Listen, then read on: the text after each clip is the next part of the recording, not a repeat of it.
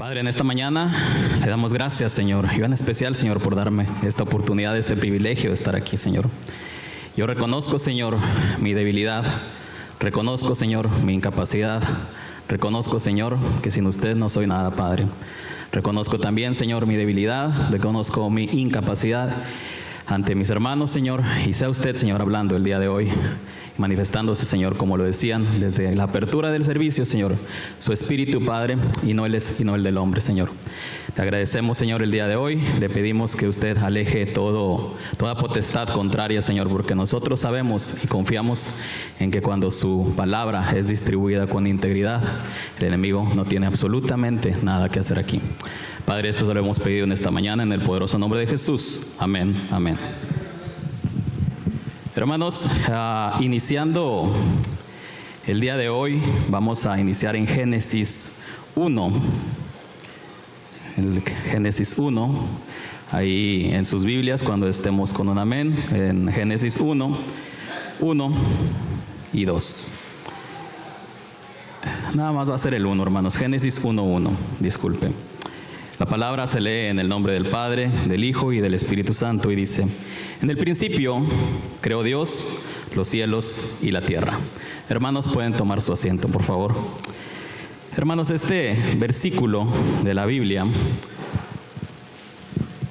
nos puede explicar y nos puede dejar claramente quién es el dueño de todo.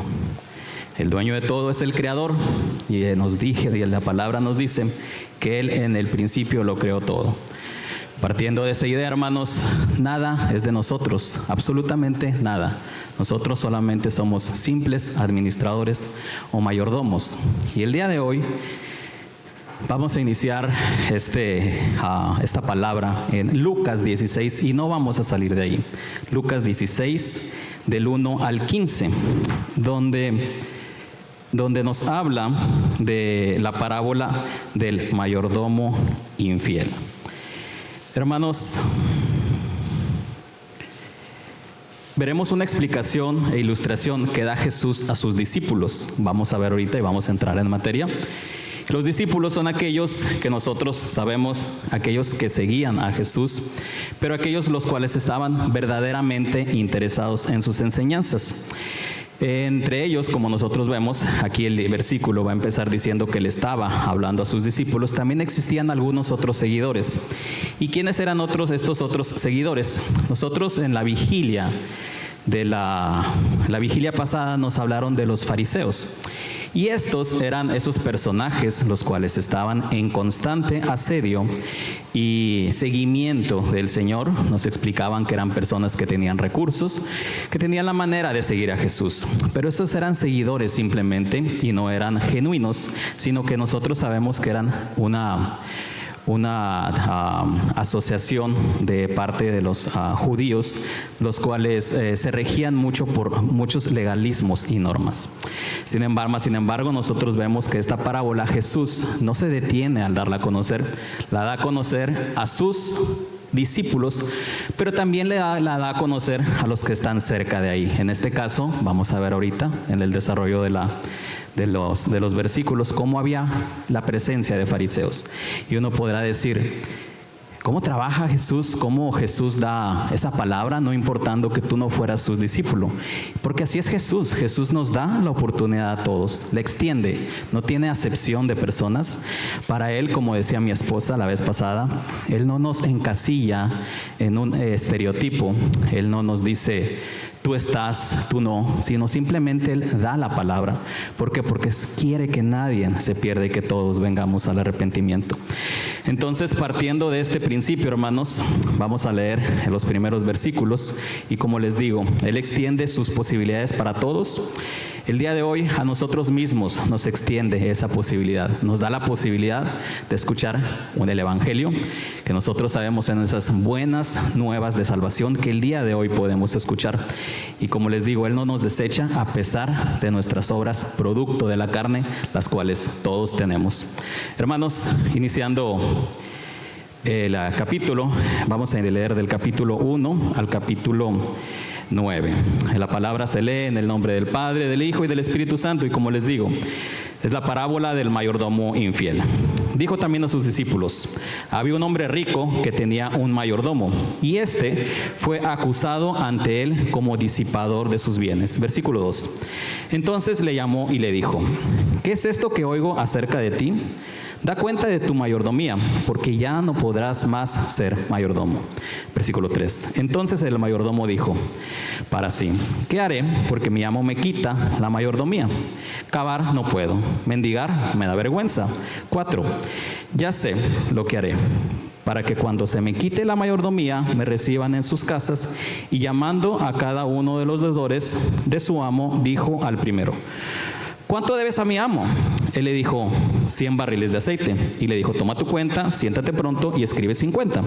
Después dijo a otro: ¿y tú cuánto debes? Y él le dijo: 100 medidas de trigo. Él le dijo: toma tu cuenta y escribe 80.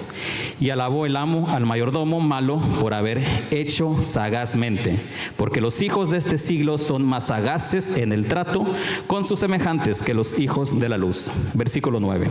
Y yo os digo: ganad amigos por medio de las riquezas injustas, para que cuando éstas falten os reciban en las moradas eternas.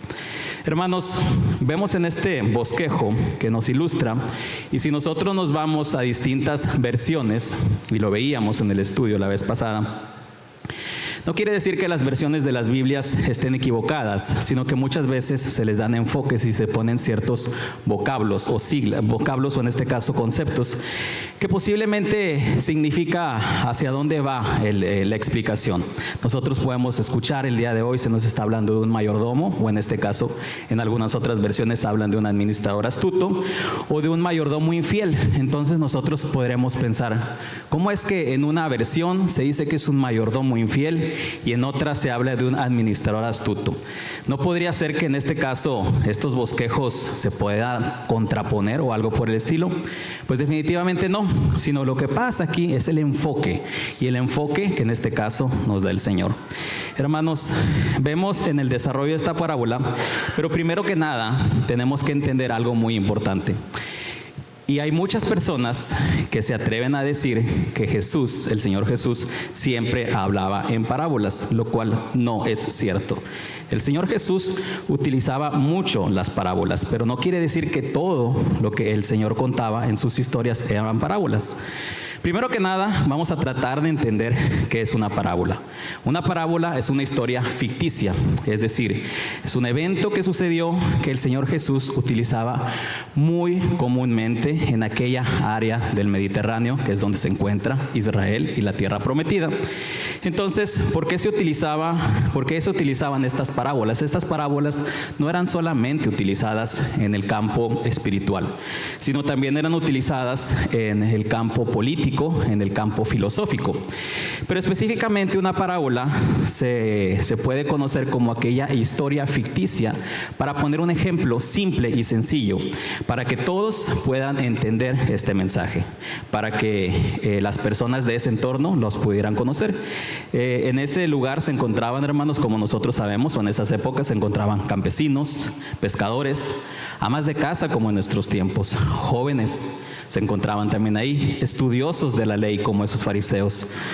Y como les digo, para el Señor Jesús trataba de poner esto en esta perspectiva, para que todos, hasta la persona más simple, hasta el más encumbrado o estudioso o no estudioso, pudiera entender el mensaje. Partiendo de esta idea que las parábolas son ficticias, el Señor Jesús pone en perspectiva ciertos eventos y ciertos personajes. Pero más sin embargo, nosotros tenemos que entender que una parábola es una historia ficticia, pero no es una fábula. ¿Qué es la diferencia entre una historia ficticia y una fábula? Una fábula es cuando se crean personajes o entornos. Eso es una fábula. Pero la historia ficticia no se crean personajes. Nosotros en el estudio de la vez pasada, yo ponía un ejemplo con el hermano Juan, y el hermano Juan no es alguien que yo estoy inventando. Entonces en este caso esta era una historia ficticia. Fuera una fábula si en este caso yo hubiera inventado un personaje del hermano Juan, y ahí es donde se convierte una una fábula. Porque tristemente muchas personas se ponen a desacreditar el Evangelio y comentan que Jesús contaba fábulas, pero no contaba fábulas, contaba historias ficticias. Hermanos, partiendo de esta explicación o poniendo esto en contexto, como les digo, no todo lo que usaba el Señor Jesús esas eran parábolas, y como les digo, en aquella época, en aquellos lugares, filósofos, políticos, pensadores de la época, específicamente, o los más conocidos como Sócrates y Aristóteles, eran los que utilizaban estas parábolas. En el campo espiritual existían profetas, existían sabios, existían rabinos judíos que también utilizaban parábolas. Pero les tengo que decir algo que todos sabemos, que el mejor expositor de estas parábolas y el autor más brillante de ellas es nuestro Maestro, Jesús. Ese fue el expositor mayor que nosotros conocemos y podemos conocer, y está ampliamente reconocido, hermanos, el cual nos ha dejado bellas y memorables parábolas que contó hace casi 2000 años y se siguen contando en estos tiempos. Esas historias bellas y memorables que están en este libro, que es nuestro manual de vida, que es edificante para nosotros, que sirve para redarguir nuestros comportamientos y cambiar nuestras malas formas de conducirnos y muchas veces de pensar. Como les digo, no todos los relatos que contaba el Señor Jesús eran parábolas. Se dice en los términos literarios que hay historias las cuales entran entre el campo de la similitud y hay otras que entran en el campo de la historia ejemplar. Y hay ahí más información al respecto. Si ustedes algún día quisieran saber más, pues podemos adentrar más en el tema. El día de hoy no vamos a adentrar en ese tema, sino que simplemente queríamos poner en perspectiva para que allá afuera nosotros podamos estar preparados para cuando nos pregunten. Porque no podemos decir que el Señor todo lo manejaba en parábolas. Como les digo, hay unos términos que se conocen como historias similares o historias ejemplares. No todo era parábola. En esta parábola, hermanos, se describe, como ya lo vimos, a un hombre rico, que para este relato, nosotros poniéndolo en perspectiva, en nuestros tiempos, pues vamos a tratar de entender qué es un hombre rico en nuestros tiempos. En dólares, en esta nación, en donde estamos. Es una persona que aproximadamente, según los censos y los estudios y los cálculos, tienes que tener 2.5 millones de dólares disponibles para ti, para que te puedas considerar como un rico. Aquí en esta parábola hablan de un hombre rico que tenía un administrador, o en este caso, un mayordomo. Hermanos, muy seguramente una persona con 2.5 millones de dólares en su cuenta de banco o en sus activos, pues tiene múltiples ocupaciones. Tiene obligaciones, tiene que cuidar sus intereses y tiene muchas veces la necesidad de contratar empleados, de tener un negocio, de correr ese negocio. Y como les digo, debido a este relato, nosotros podemos deducir que este hombre rico en aquellos tiempos como en estos tiempos, es muy complicado que maneje una sola persona todo su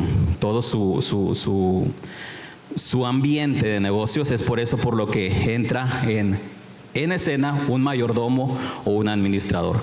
Que en este caso nosotros todos sabemos qué es lo que hace un mayordomo o un administrador. Se le da en este caso el voto de confianza para que maneje nuestros bienes, porque en este caso está manejando los bienes del dueño o en este caso del rico, y pues tiene que ser definitivamente una persona de confianza que conozca el giro del negocio, porque no es posible que alguien se ponga a trabajar en el giro de computadoras cuando no sabe absolutamente nada de computadoras. Entonces es solamente un ejemplo. Les digo, esta persona conocía el giro, el negocio, estaba metido en números, sabía específicamente qué era lo que hacía su patrón o su jefe, pero como les digo, era una persona que contaba con la confianza de su jefe. Tenía acceso a los bienes, como los vemos, como lo hemos platicado, y les digo, en estos versículos se nos explica y se nos dice que llega a oídos del patrón o del jefe o del dueño que se estaban haciendo malos manejos, Y oh sorpresa, pues el administrador era el que estaba haciendo malos manejos de estos bienes que no eran de él, eran de su jefe o de su patrón. Entonces ahí vemos cómo entra un diálogo y le dice el jefe que lo iba a despedir. En tiempos actuales, como nosotros vemos o como se maneja, hay términos que se suavizan y se dice es que la compañía te dejó ir. En México decimos es que te corrieron. Así se maneja en México, aquí se maneja distinto, pero a fin de cuentas esto era lo que le iba a pasar al mayordomo. Lo iban a correr, definitivamente no lo iban a felicitar por sus manejos, sino en este caso lo que se merecía era que lo corrieran, secularmente hablando.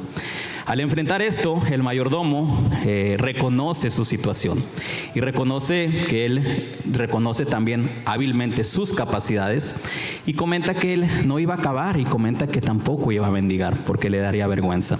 Entonces, sabiendo específicamente su condición, lo que hábilmente este mayordomo hace es que piensa en su futuro. ¿Qué voy a hacer el día de mañana que ya no tenga la mayordomía, que ya no tenga la administración? Entonces, lo que hace es que reconoce su presente y, como les digo, reconoce sus capacidades de lo que estaba dispuesto y de lo que no estaba dispuesto a hacer. Recordemos que él iba ahora a estar en un distinto entorno, el cual desconocía. Iba a salir de su zona de confort. Entonces, en este momento, como les digo, entra en su cabeza o en su mente el futuro. ¿Qué es lo que va a pasar? Hermanos, nuestras acciones del presente juegan un papel muy importante para nuestro futuro. Grabémonos eso. Lo que nosotros hicimos en el pasado ya no lo podemos cambiar, pero lo que nosotros estamos haciendo en nuestro presente es lo que va a sembrar para que nosotros podamos cosechar en el futuro. Y hábilmente este administrador sabía que venía un futuro, pero no sabía cómo le iba a ir porque no iba a estar en el entorno que él conocía. Yo les pregunto en esta mañana, ¿qué visión tiene usted de su futuro? ¿Es este solamente terrenal o entra en el plano celestial? Si su respuesta es solo para usted, ¿fue celestial? Yo le hago otra pregunta. Y usted puede decir, no, yo estoy pensando en un futuro celestial. Gloria a Dios, lo felicito. Pero la otra pregunta que entra en contexto para mí esta mañana, y me la hizo primeramente a mí el Señor, y yo le expongo, ¿realmente, Francisco, trabajas en tu presente con todas tus fuerzas y con todo tu corazón para edificar sobre tu futuro celestial? Nuevamente les pregunto y me pregunta a mí el Señor. Si tú estás trabajando por un futuro celestial, ¿realmente trabajas con todas tus fuerzas y tu corazón para este futuro celestial?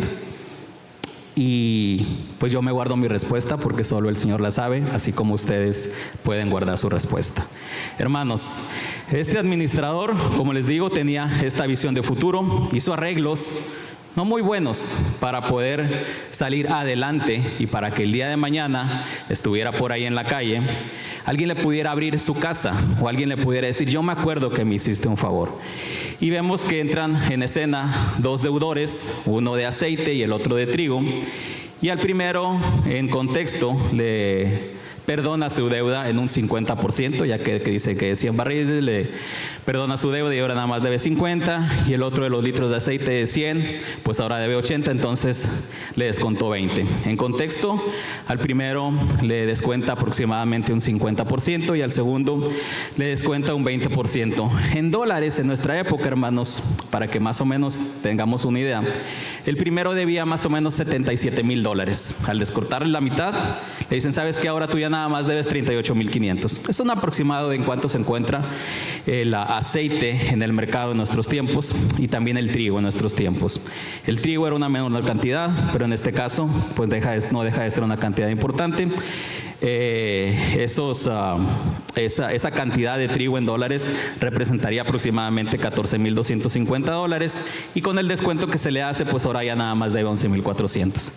La cuestión es que este mayordomo hábilmente hace esos descuentos a espaldas de su jefe porque le dijo que entregara la mayordomía, pero no la entregó en ese momento, sino en este caso le dieron algunos días, a lo mejor para hacer algún arreglo, en una transición, y este hombre dijo, pues aquí me despacho con la cuchara grande y empiezo a hacer mis arreglos antes de que el patrón vea, y les empiezo a hacer estos descuentos a estas personas. Como les digo, no estamos elogiando las acciones, porque las acciones son discutibles, porque él estaba saludando con sombrero ajeno, él estaba dando descuentos sobre mercancía que no era de él. Entonces definitivamente esas acciones son reprobables, pero ahorita vamos a ver el enfoque, hermanos. Específicamente, estos, como les digo, estos arreglos que se describen en esta parábola, ¿qué es lo que hace el amo? El amo, al enterarse de esto, alaba.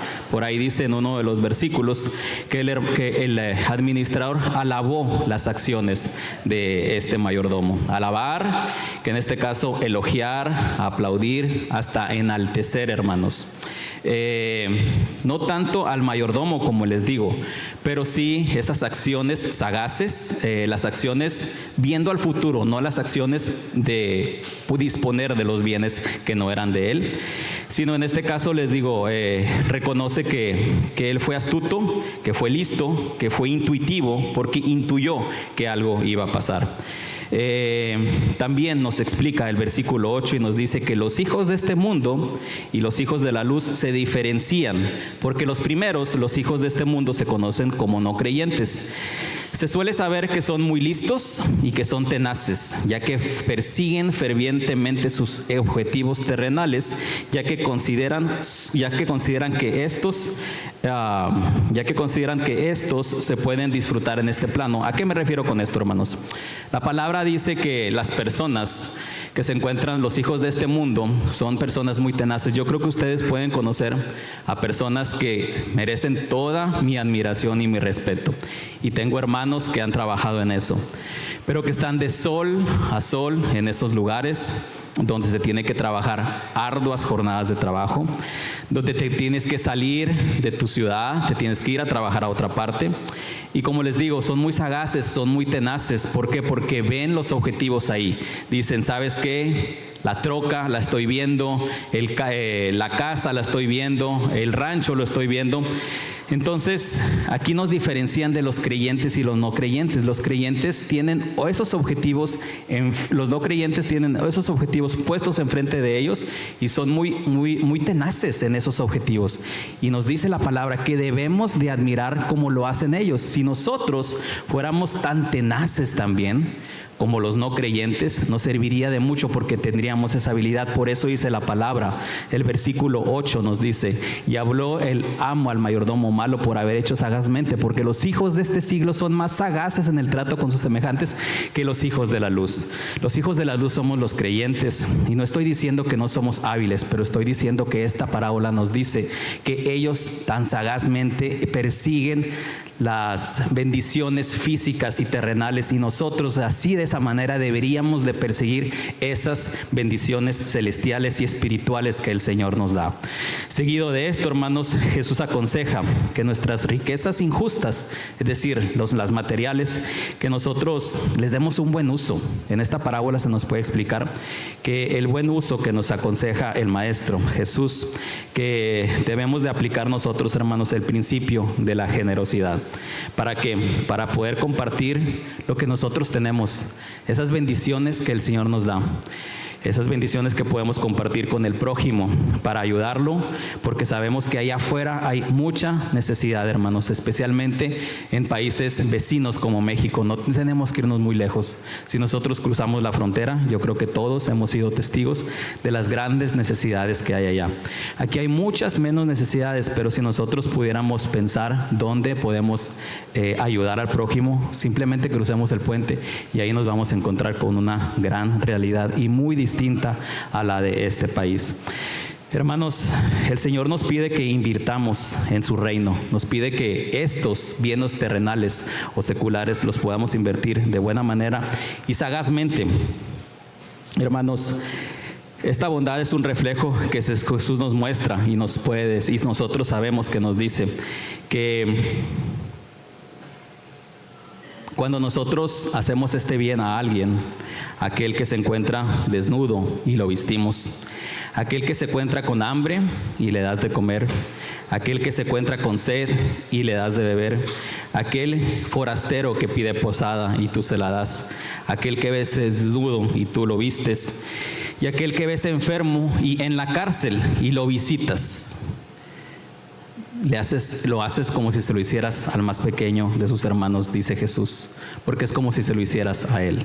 Ahí está un principio básico, porque el Señor va a reconocer que nosotros un día hicimos un bien al necesitado, al desnudo, al encarcelado, al enfermo, al sediento, al hambriento, y cuando nosotros hacemos eso, dice la palabra que es como si se lo estuviéramos haciendo. A Jesús le decían los discípulos, ¿y cuándo te lo hicimos? Cuando se lo hiciste al más pequeño de mis hermanos, dice la palabra.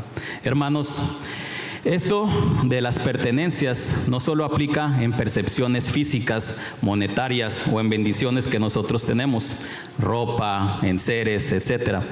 Esto también aplica en los talentos que el Señor nos dio. Si realmente, como les digo, y lo preguntaba y me lo preguntaba a mí, realmente estoy utilizando todo lo que tengo con todas mis fuerzas y con todo mi corazón para buscar ese futuro celestial. Entra también lo del tema de los talentos. Un talento no se puede ver. Yo no puedo ir a la tienda a pedir que me vendan un talento para poder cocinar como el hermano Adrián. Simplemente no tengo la habilidad y no tengo ese talento, porque cada quien tiene un talento. Y nosotros en la parábola de lo de los talentos sabemos y nos explican, hermanos, que todos por lo menos tenemos un talento.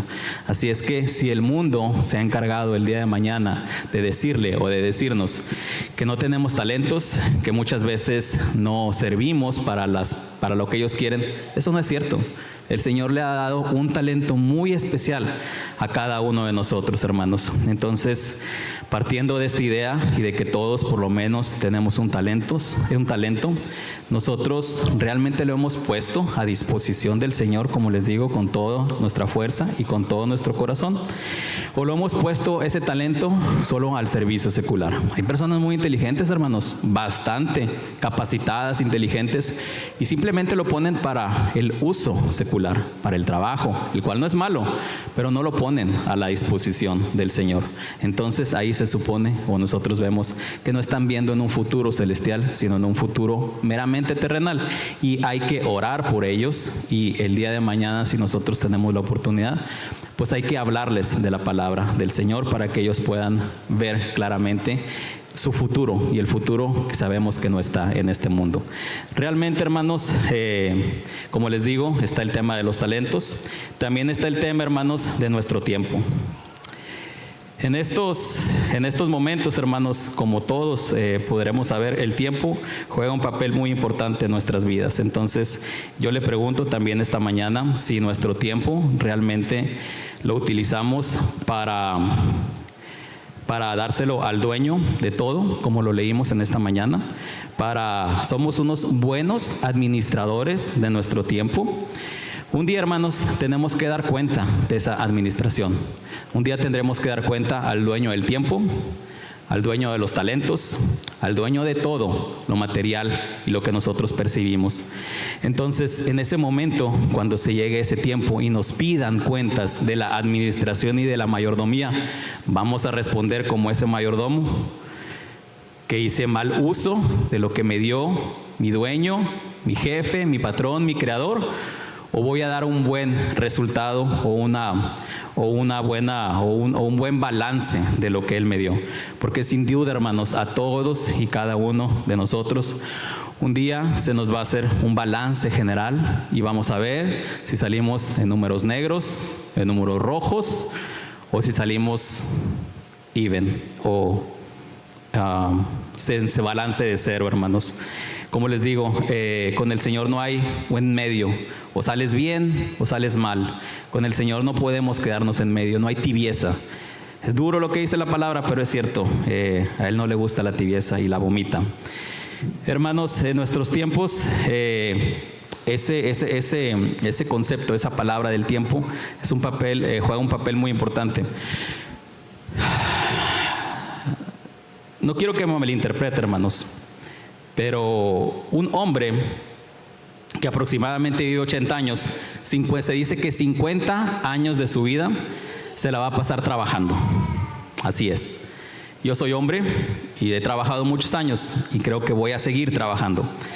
Entonces, yo no puedo el día de mañana decirle al Señor que yo no tengo tiempo para Él. Ya lo hice muchos años, pero eso no está bien, eso está erróneo, porque el administrador y el que me ha dado, el dueño del tiempo es el Señor, pero yo administro mi tiempo. Entonces, tristemente, yo no puedo decir siempre que estoy trabajando y que siempre estoy ocupado. Ojo, no me malinterprete, yo no estoy diciendo que el trabajo es malo, el trabajo es bueno y la palabra dice que el que no trabaja, que no come. Pero lo que yo les puedo decir en esta mañana es que no se esclavice en el trabajo no lo es todo, no se esclavice, no tome excusas sobre el trabajo y diga, es que el tiempo extra, no completo en esto, no completo lo otro. Seamos buenos administradores, realmente estamos gastando nuestro recurso en lo que realmente se necesita o realmente cada cosa que veo en la tienda la quiero comprar. Si nosotros somos así, pues definitivamente que cada vez vamos a necesitar más ingreso porque no somos unos buenos administradores. Si nosotros no somos buenos administradores con las cuestiones seculares, definitivamente le empezamos a robar ese tiempo al Señor por estar comprando o por estar utilizando nuestro tiempo para invertirlo en comprar algo físico que el día de mañana se va a desgastar. Y como dice la palabra, el hollín y la polilla lo van a terminar, porque ese se va a quedar aquí. Hermanos, tristemente en estos tiempos hay muchas personas que están prácticamente esclavizadas en el trabajo. No tienen tiempo para el Señor, no tienen tiempo porque siempre tienen que estar trabajando. Y ese es solamente uno de los conceptos, pero el tiempo también existe en otras partes, existe en nuestras casas, en nuestros hogares. Hay un aparatito cuadrado así, que se llama televisión, y hay unas cositas así chiquitas, unos cuadritos inteligentes, ahora les dicen, que nos quitan mucho tiempo, nos quitan demasiado tiempo. ¿Qué estamos haciendo con ese tiempo? ¿Lo estamos administrando de manera adecuada? ¿Realmente estoy viendo memes, TikTok o el Facebook o esas cosas? ¿O estoy viendo un devocional? ¿Estoy escuchando algo que edifica mi vida? ¿O estoy viendo allá los programas de televisión, de los últimos shows? Y como les digo, yo no digo que sea malo, pero en este caso tiene que haber una buena administración también de nuestro tiempo. También existe el tiempo en momentos de recreación, los cuales tampoco no son malos los tiempos de recreación. Pero ¿qué voy a escoger yo? ¿Realmente voy a escoger más el tiempo de recreación sobre el tiempo del Señor? Y como les digo, no son malos las vacaciones, no son malos los tiempos de recreación, sino que simplemente tenemos que administrarlo adecuadamente para no perdernos en el afán o simplemente en el recreo.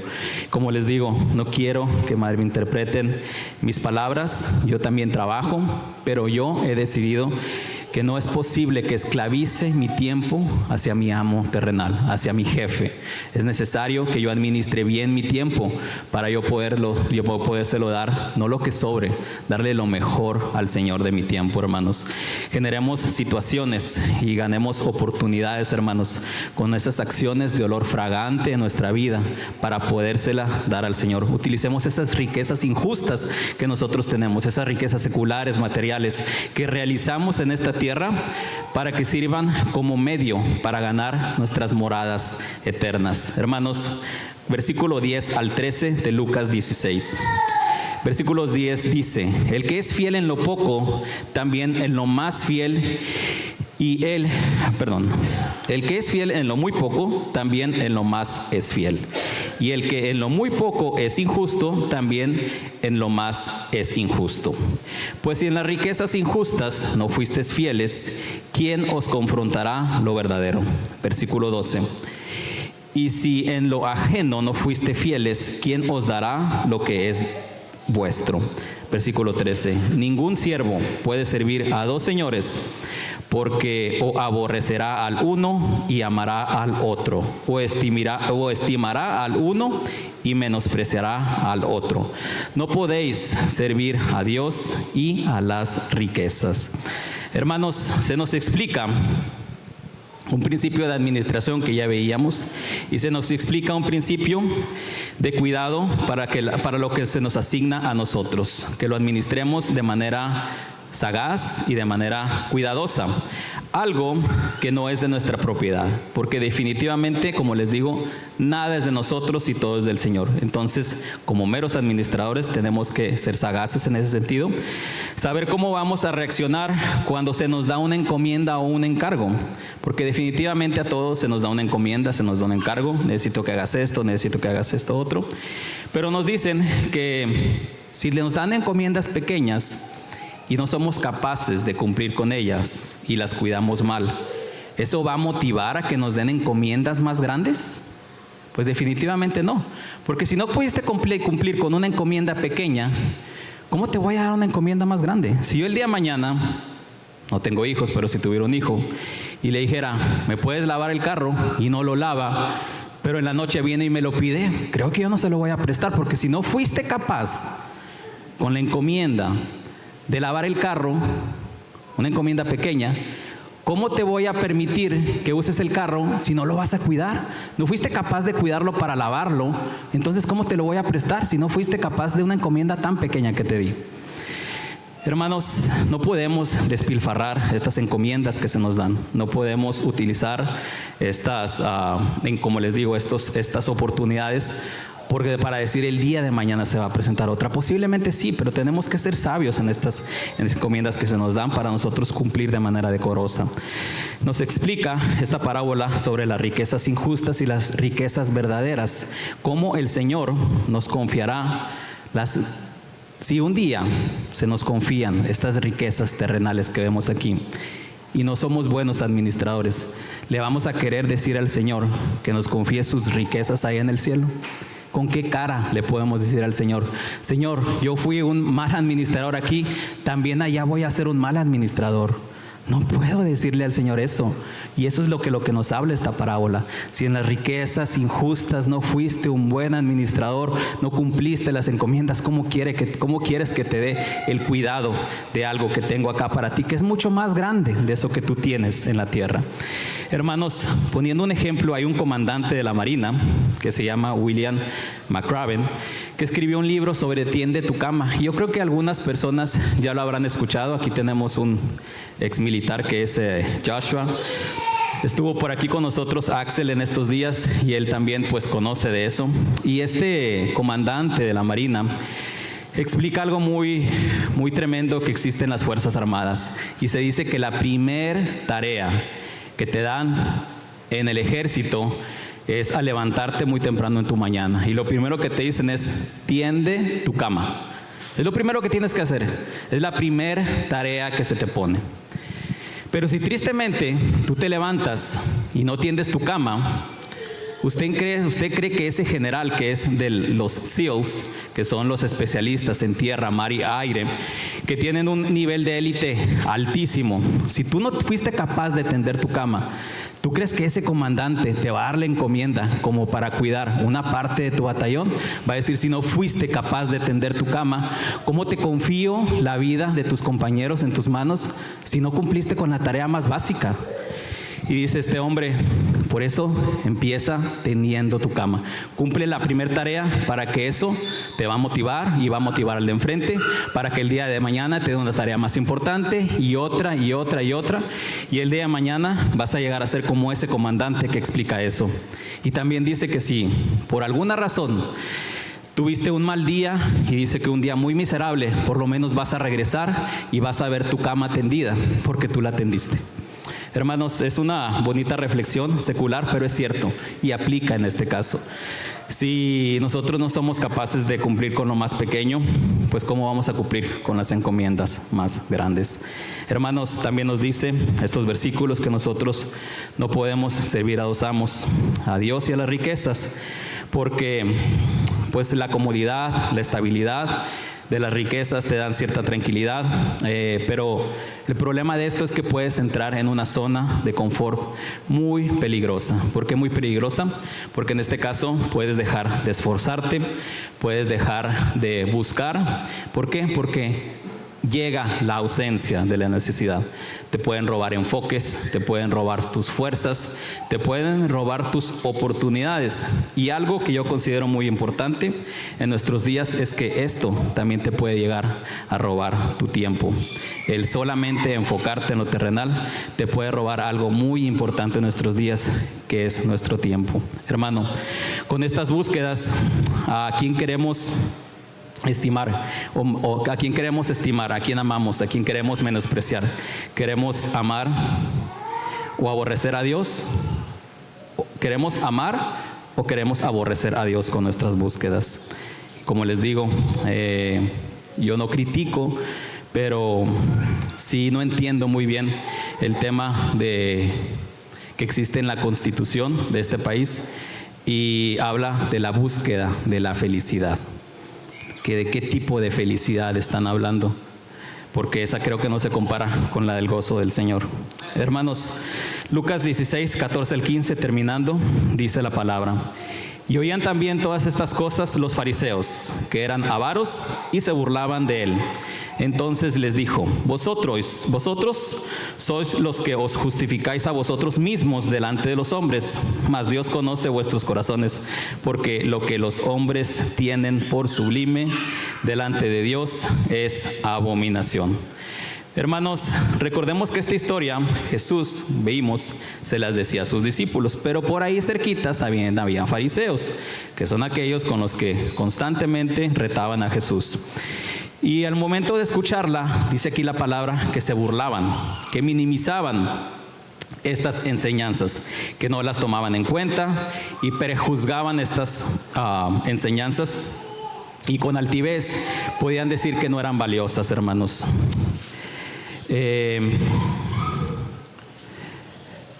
Estas personas, hermanos, eran expertos de la ley. Eran personas que sabían y conocían específicamente datos y muchos temas de la ley, que en este caso, en este tiempo se conocía, que era la ley de los profetas, la ley de Moisés. Y como les digo, estas personas, nos las explicó el pastor la ocasión anterior, eran esos fariseos que tenían recursos, que pertenecían a un movimiento y que eran legalistas y que conocían la ley. Una cosa es conocerla y otra cosa es creerla y realmente aplicarla para ti. Hermanos, como expertos de la ley, no la creían y no la aplicaban para ellos. Veían con altivez, como lo decía mi esposa en la ocasión anterior, tenían esos ojos altivos, y es muy difícil que cuando tienes altivez tengas esa humildad necesaria para reconocer que el que está enfrente de ti, como el maestro, que en este caso estaba Jesús, no lo pudieron discernir y no lo pudieron ver con esos ojos espirituales y se perdieron sus enseñanzas. Imagínense, en este contexto solamente se habla de fariseos, no se da el nombre del fariseo. Yo no sé qué estará haciendo o dónde estará esos fariseos que escucharon una vez eso, pero desaprovecharon una enorme y valiosa oportunidad de creer y de escuchar. Escucharon, pero no creyeron en esas enseñanzas que daba Jesús, hermanos. Como creyentes, hermanos, como les digo, nosotros, gracias a Dios, no somos igual que ese movimiento, que esa organización, y nosotros escuchamos, estoy seguro que creemos, y lo que es un reto muy fuerte es ponerlo en acción en nuestras vidas. Hermanos, si soy un experto de la ley, eso no me define como un creyente. Si soy un experto de la ley y sé específicamente qué es lo que se tiene que cumplir y qué es lo que no se tiene que cumplir. Estos hombres lo que hacían es que eran juez y parte, es que entre ellos mismos se podían aprobar o desaprobar sus acciones. Y como nosotros vemos, pues eso es injusto. ¿Por qué? Porque definitivamente entre ellos mismos se iban a decir si estaban bien las acciones que estaban haciendo o si estaban mal, hermanos. Ahí lo dice en la palabra, dice, dice, vosotros sois los que os justificáis a vosotros mismos delante de los hombres. ¿Qué es lo que hacían? Con sus propias leyes, conociendo con sus propias leyes, se justificaban y se perdonaban y decían, está bien.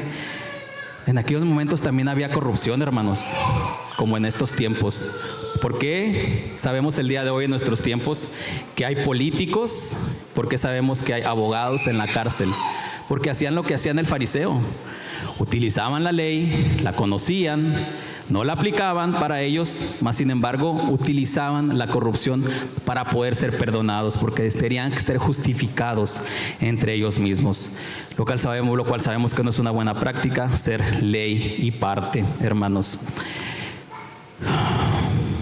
Estos fariseos, hermanos, aparte de ser incrédulos, dice la palabra que eran avaros, eran personas codiciosas, ruines, miserables, agarrados, hermanos.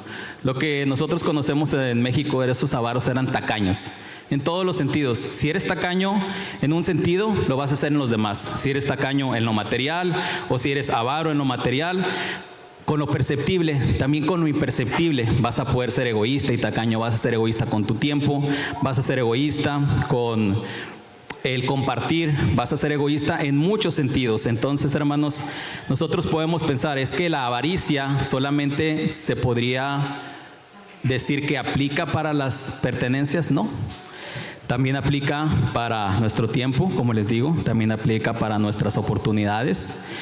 El no discernirlas adecuadamente, y como les digo, estos acciones egoístas, hermanos, nos pueden dañar mucho. Jesús a estos les responde de manera directa y contundente. Y podemos decir, hermanos, que aquí no hay fariseos, podemos decir que aquí nosotros todos somos discípulos, y el día de hoy el Señor nos habla y nos exhorta a que veamos estos ejemplos, a que nosotros veamos y nos escudriñemos y veamos si sinceramente estamos utilizando nuestro tiempo, nuestras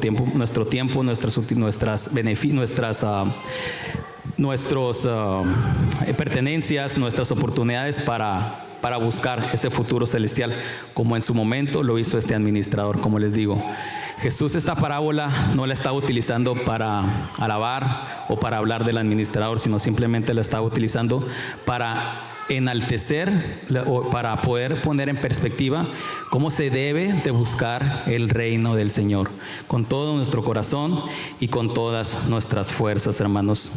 Mas sin embargo, Jesús les advierte que Dios conoce sus corazones. A los fariseos les dice, así como conoce los corazones de nosotros, de cada uno de ustedes, hermanos. El Señor sabe lo que estamos pensando en este momento. Si en este caso, el día de hoy, yo sé que soy solamente un administrador y que Él es el dueño, como lo vimos en Génesis. Él creó los cielos y la tierra. De Él es dueño todo, dueño del tiempo, dueño de nuestras oportunidades, dueño de nuestros recursos. Muchas veces se le dice al hombre, es que tú eres el proveedor de la casa. Mentira. Nosotros no somos proveedores, somos un medio. El proveedor es el Señor. Ese es el proveedor verdadero.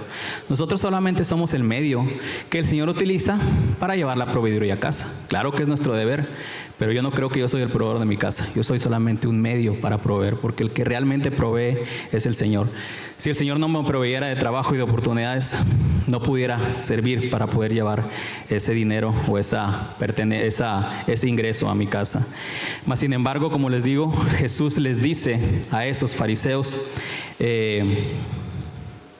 que Él conoce, que el Señor conoce los corazones de Él y de todos nosotros, y que la justicia del hombre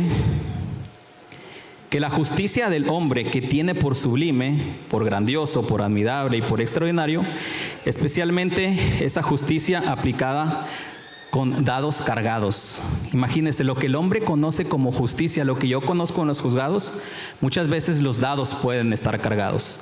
Y lo que el hombre conoce por justicia y lo considera sublime, para el Señor es abominable. Es la última palabra de abominación, que en este caso nosotros la vimos en la prédica pasada, que se habla que es algo corrupto, algo que apesta, algo que hiede, algo que muele mal, algo que no sirve. Hermanos, la justicia del hombre se ha corrompido con los tiempos, tristemente, y cada vez vamos de mal en peor. Y como les digo, esa justicia que los hombres tenemos por sublime, para el Señor es abominable, hermanos. Cerrando en esta mañana, este relato, hermanos, el maestro, el Rabí Jesús, le habla a sus discípulos. ¿Y quiénes son sus discípulos? Aquellos que le siguen fielmente y aquellos que le siguen íntegramente.